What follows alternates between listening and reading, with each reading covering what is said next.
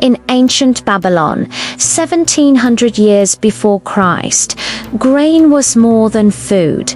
It was currency. It was security. It was life itself. The royal grain stores fed the city during drought, fed the army during war, fed the poor during famine, which made the royal grain warehouses the most important buildings in Babylon, and the warehouse masters the most trusted officials in the kingdom. But trust, as always, creates opportunity for betrayal. This is the story of the greatest theft in Babylonian history, and the young inspector who risked everything to stop it. Meet Ishbiera, 29 years old, a royal grain inspector. His job was to verify warehouse inventories, check grain quality, ensure accurate distribution. It was monotonous work.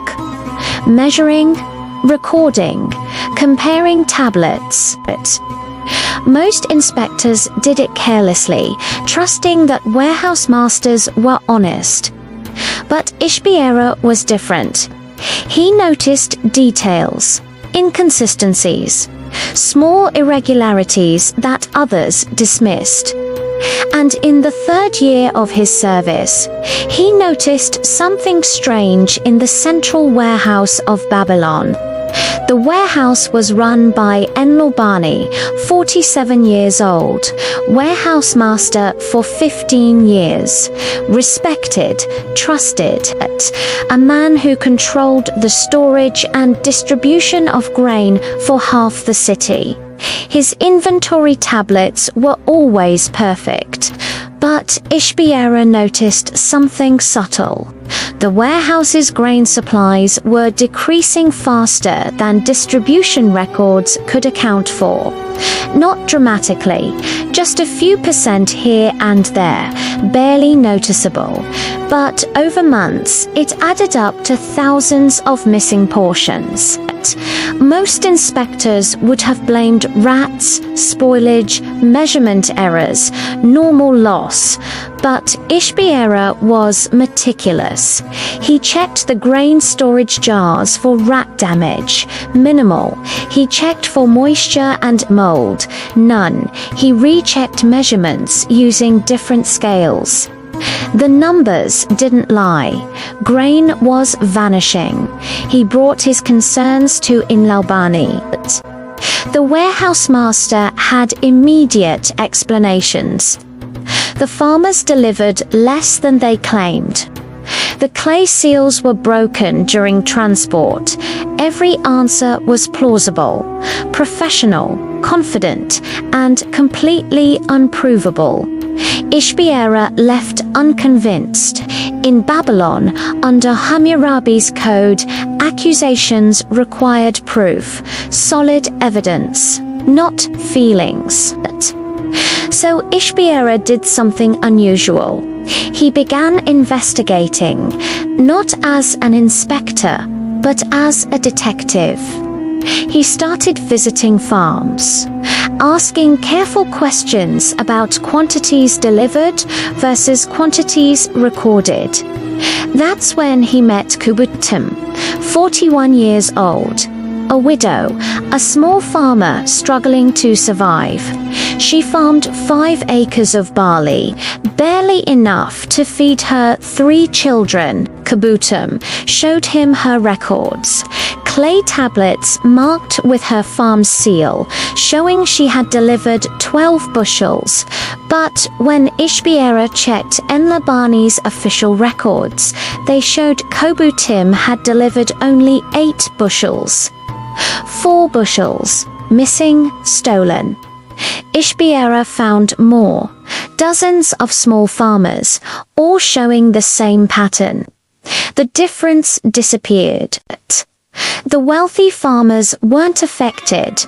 Their deliveries were recorded accurately because they had the power to verify, to complain, to threaten. But the poor, the widows, they were systematically robbed.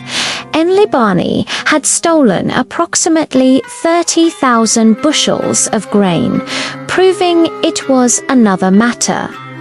Enlil was clever. He destroyed old tablets. He had allies and guards who accepted bribes. Ishbiera needed help. He went to the royal accounting office. There he found Siliadad, 24 years old, a mathematical genius. They worked together, cross-referencing farm records with warehouse inventories, calculating normal loss versus actual loss. But they still needed a witness, someone inside the warehouse. That's when Marduk-Nessar came forward. He had watched the theft happen, watched Enlil record false quantities. He had stayed silent because he needed the job. But with proof and protection, Marduk-Nessar made a choice. He would testify. He would tell the truth. The trial took place in Hammurabi's court, and Enlil stood accused, confident, still denying everything. Ishbiera presented the farm records. Siliadad presented the mathematical analysis, and Marduk-Nessar testified, and Enlil's defense collapsed. And when the royal guards searched his home, they found hidden silver, far more than his salary could explain. The proof was undeniable, and Enlil was stripped of his position, his property confiscated. He was exiled to the desert with nothing. Hammurabi ordered compensation. The farmers who had been robbed received grain. Kubutum and her children finally ate well. Ishbiera was promoted to chief inspector. His meticulous investigative methods became standard training for all inspectors. The system was dismantled. Random audits became mandatory. The story spread throughout Babylon as a warning to corrupt administrators. Ancient Mesopotamia, new power created temptation. So they built systems, checks and balances.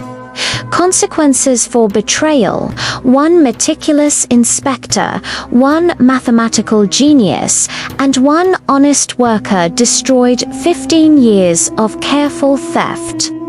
The numbers don't lie. The grain thief, silent Babylon, where ancient civilizations speak.